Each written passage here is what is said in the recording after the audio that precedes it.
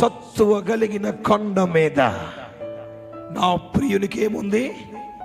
ఒక ద్రాక్ష తోట ఉంది. శిఖరం కింద లేదు సంఘం, శిఖరం పైన ఉంది సంఘం. తొలితి దినాల్లో ఉన్నట్టుగా ఉండిపోతే సరిపోదు. ఒక శిఖరం మీదనున్న అనుభవం మీదకి నువ్వు రావాలి. అందుకని దావీదు అంటాడు, అయ్యా ఎక్కలేని ఎత్తైన శిఖరములను నన్ను ఎక్కించు. కీర్తన గ్రంథంలో 84వ అధ్యాయంలో ఇశ్రాయేలు ప్రజల గురించి రాయబడిన మాట, వారు బాకా లోయలో పడిపోవచ్చు, దానిని జలమయముగా చేయగా తొలకరి వాన దానిని దీవెనలతో నింపగా వారు నాటికి బలాభివృద్ధి పొందుచు వారు ముందుకే సాగిపోయారు.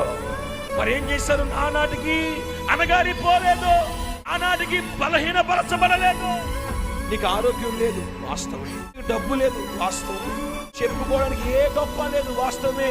కానీ నీవు నిజ దేవుని కలిగి ఉన్నావు కదా, రక్షకుని కలిగి ఉన్నావు కదా, నీకు బలమిచ్చే దేవుని కలిగి ఉన్నావు కదా.